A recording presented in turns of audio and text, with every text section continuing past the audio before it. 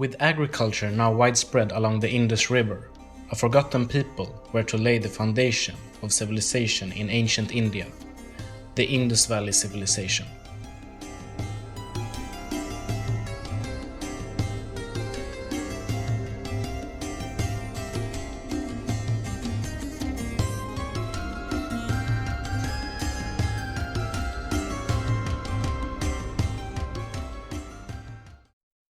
The Indian subcontinent followed broadly the same trajectory as other parts of Eurasia in the development of agricultural societies. The Indus River Valley provided fertile soil for farmers, and its geographical location close to sources of copper and routes west made possible its early development compared to the rest of the subcontinent. By the 4th millennium BC, copper was being mined in the Aravalli Hills, and contact with Central Asia brought with it materials and ideas, such as tin, lapis lazuli, and wheel-thrown pottery. While settlements were small and dispersed across the plains in the 4th millennium BC, by 2800 BC, larger settlements began to form. This development may have been linked to a drying of the climate, forcing inhabitants to live close to the rivers and organize labor forces for resource management. These cities became the centers of structured hierarchies that were capable of urban planning, irrigation, and controlling trade with the help of a highly standardized system of weights and measures. Moving forward to 2600 BC, and the Indus Valley Society entered the so-called mature phase. Urban centers multiplied and grew rapidly in population.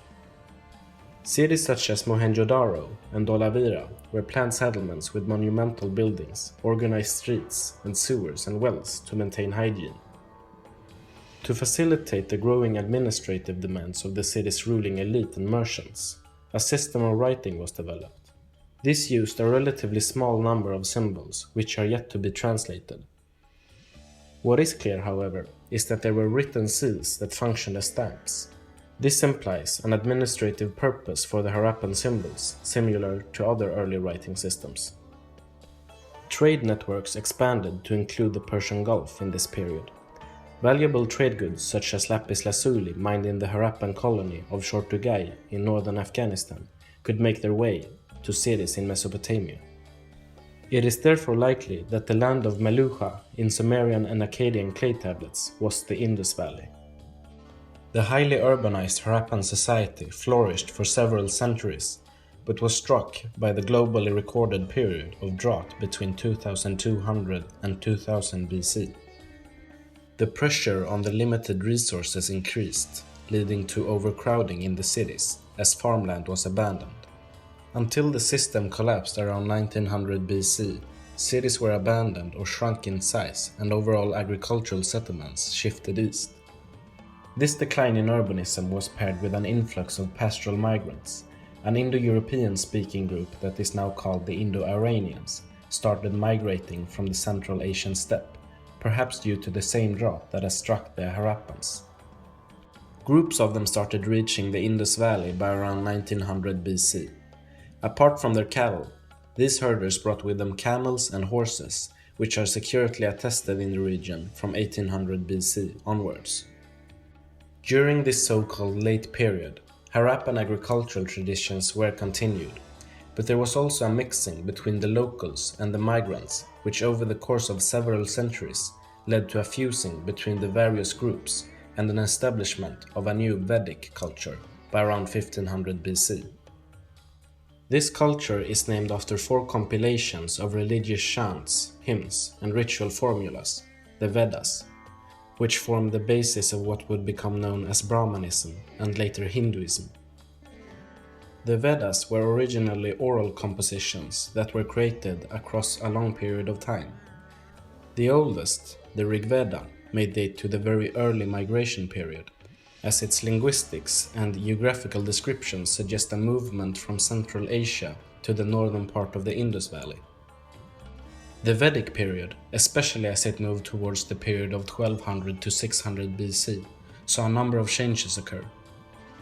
First and foremost was the transition away from bronze and towards iron. Unlike bronze, iron can be produced in larger quantities on a local scale, utilizing smaller trade routes. Further migration spread the Vedic culture across much of the Gangetic plain, and many herders switched to agriculture, especially wet rice cultivation, which caused large-scale deforestation to create more farmland.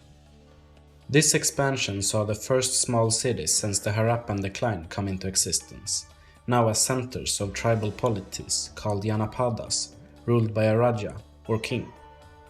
The later Vedas, as well as the mythical Mahabharata and Ramayana, start dividing societies into 4 varnas or classes. The Brahman or priests, the Kshatriya or warriors, the Vaishya or workers, and the Shudra or serfs. This is a strong divergence from the more simple distinctions made in the time of the Rigveda between Arya and Dasa, insider and outsider, and the beginning of the caste system. Now with urbanized kingdoms and increasing societal complexity, India was to move to the next chapter in its history, the classical era.